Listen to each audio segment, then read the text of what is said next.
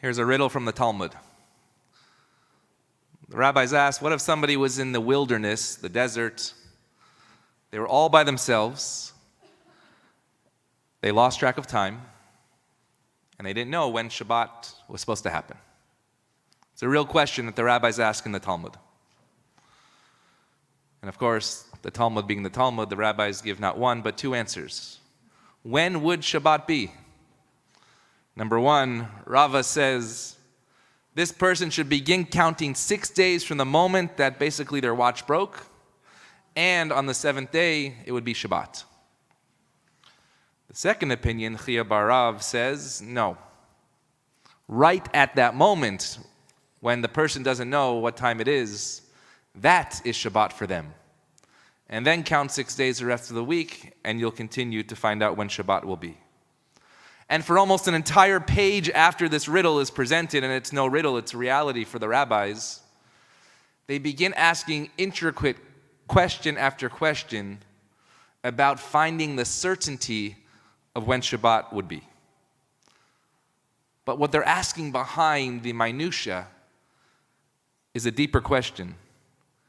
How can a person live their life with eternal doubt while also having a sense of certainty?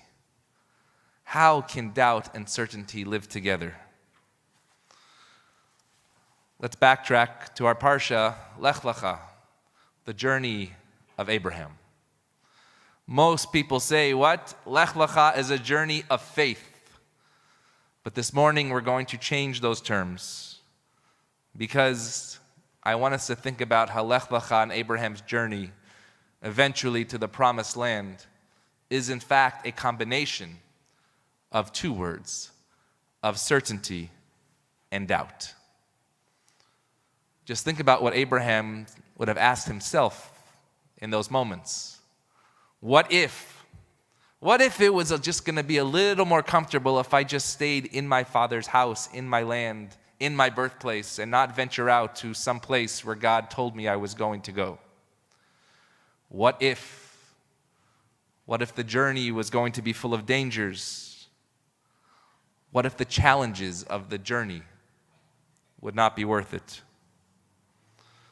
Rabbi Gordon Tucker, the director of religious engagement at the Jewish Theological Seminary and Rabbi Emeritus of the synagogue in White Plains called Temple Israel Center, he wrote a recent article in a journal called Sources, and the title of the article was Doubt. Rabbi Tucker explained that the same event with different actors, with different histories and different worldviews can be understood in significantly divergent ways. And he continues saying that knowing that those same divergencies are happening in each of our minds, people are asked or forced to ask themselves this question: are mine the complete and accurate perception of what actually occurred? In our minds, when we say the word certainty, it means safety. It means we feel okay.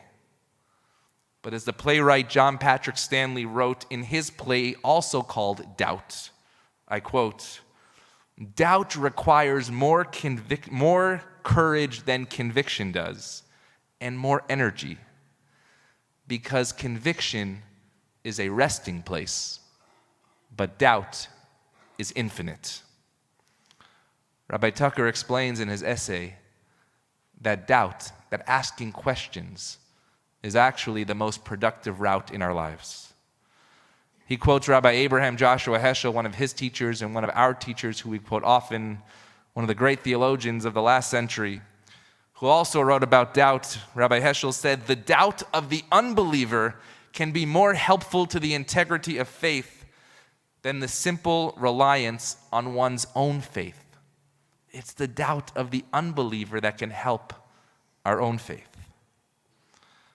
Last week, Rabbi Guzik so poignantly pointed out that we were hunkered down in Noah's Ark, preventing the flood that was about to happen from saturating our spirituality.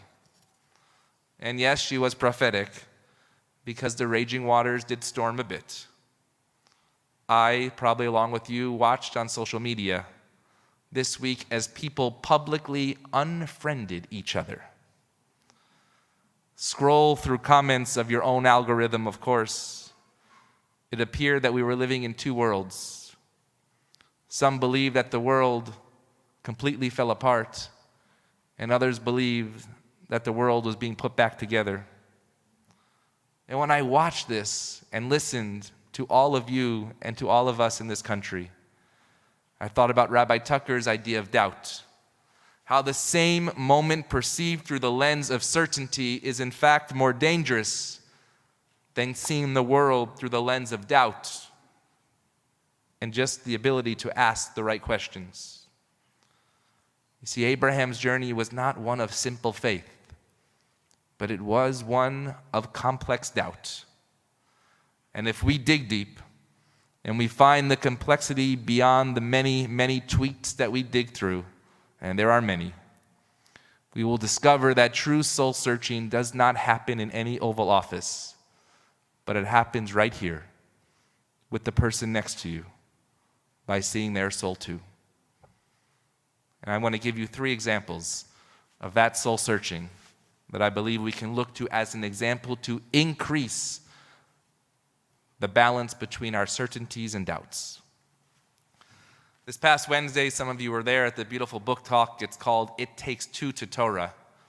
The book was written by Rabbi Dov Linzer, a modern Orthodox rabbi of Yeshivat Chovevei Torah in New York, and Abigail Pogrebin, a journalist described as a Reform Jew.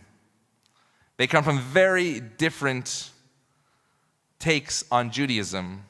Rabbi Linzer, as an Orthodox Jew, believes deeply that Torah study is not simply a hobby, but it's an obligation, it's a chiyuv.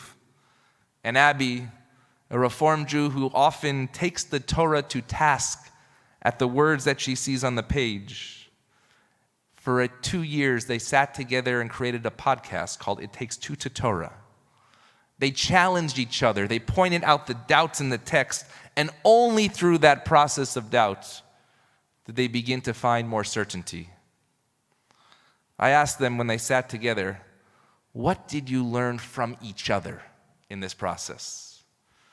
Rabbi Linzer told us that for his entire life he would sit in yeshivas studying Torah, and the Talmudic process is so much that when he would walk down the streets of Manhattan, he would close his eyes thinking about the Talmudic arguments, not knowing what was in front of him, and he literally several times in his life ran into telephone poles because he was thinking of the Talmudic arguments so much. But studying with Abby, his chavruta of very different stripes, he was opened up to what the Talmudic arguments mean in the world of reality, not just in the book. And Abby, who once thought that the words of the Torah were ancient and not livable today, she's told us that she learned that the Torah is an active idea, only when approached with the correct intention.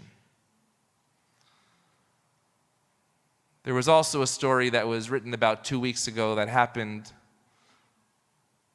when Rabbi Avi Goldberg, a Jerusalem rabbi of high school students, was called to the reserves in the IDF, and he was killed in battle in Lebanon, a father of 8 children.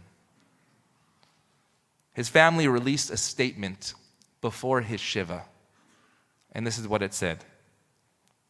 His wife said, "We welcome politicians from all camps into our shiva, but we ask you that you come together in pairs, one from the coalition and one from the opposition." You know what happened? There was a full house for shiva. In front of this family sat 7 members of the Knesset from 4 diverse parties. 7 conflicting opinions sat in unity. And do you know what they told this family at Shiva? I'm not joking. They said that each one of them has a group chat, a friendly group chat, where they talk together. As Jews throughout history, we have only stayed together because and despite of our differences. I witness it every single day as a rabbi. when we stand at a graveside, when we stand under the chuppah, or when we stand on this bima for a bar mitzvah, a bat mitzvah, a baby naming, a yortzeit. There is no red, there is no blue. There is only the Torah. And a third story.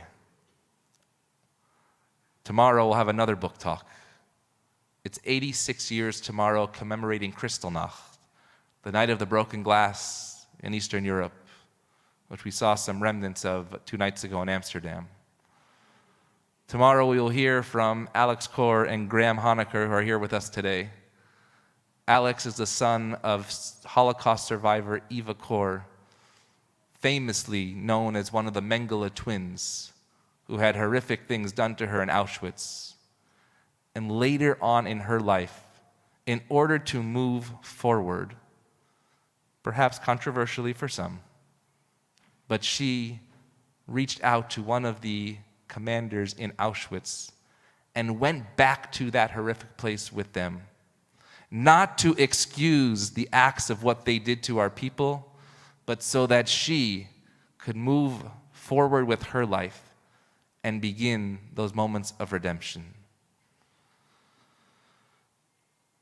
As Jews and Americans, party lines cannot divide us. This Shabbat, we also marked Veterans Day, honoring all those who served in the armed forces, not in Israel, but in this country of America. Usually after Shabbat, I take a long walk, and I walk down Wilshire Boulevard, and I take a right on Veteran. And for about 15 minutes, because it's a very long street, I look to my left, and I look at all those graves in that cemetery. And each one of those markings is the same. No matter of religion, no matter of race, they are the same because they are Americans who served our country with honor. And so this week, with all these stories in my mind, watching what was happening in our country, I went back to our foundations of the Talmud. And I thought about the dilemma of the rabbis that ask, when would this person in the wilderness celebrate Shabbat?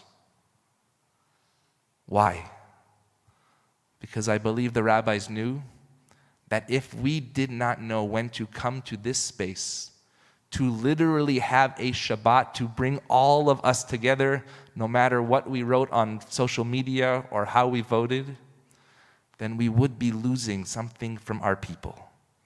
And so they saw it as such an importance to make sure that even if you did not know when, that Shabbat is part of our lives. Because it is around those tables, different but together, unified but not in uniformity. And there is no more powerful way to be in unity than this morning to end with a prayer. So many new prayers were written this week by rabbis around the country after the election. And the one that I choose to read to you this morning was written by rabbinical student at Hebrew Union College in LA, Tori Green. She's one of our fellows for our Israel Center Rabbinical School Fellowship, and she's the coordinator for our teens of our Barron Scholars Program. And this is what this future rabbi wrote, and this is why we should have hope today. Ribono shel olam, Master of the universe, may the one who blesses our ancestors bless us with comfort. Grant us pause so when we process and feel that is in us. Guard our tongues from evil and our lips from speaking deceit. Help us focus on a path forward. Open our hearts so we may begin to see our foes as partners of peace. Open their hearts to see us as the same. Bestow our leaders wisdom and dedication so they may focus on the betterment of the collective. Guide us so we may not falter in the pursuit of justice. God, illuminate us as lights of compassion, of goodness, and of strength. And let us say, Amen. Shabbat Shalom.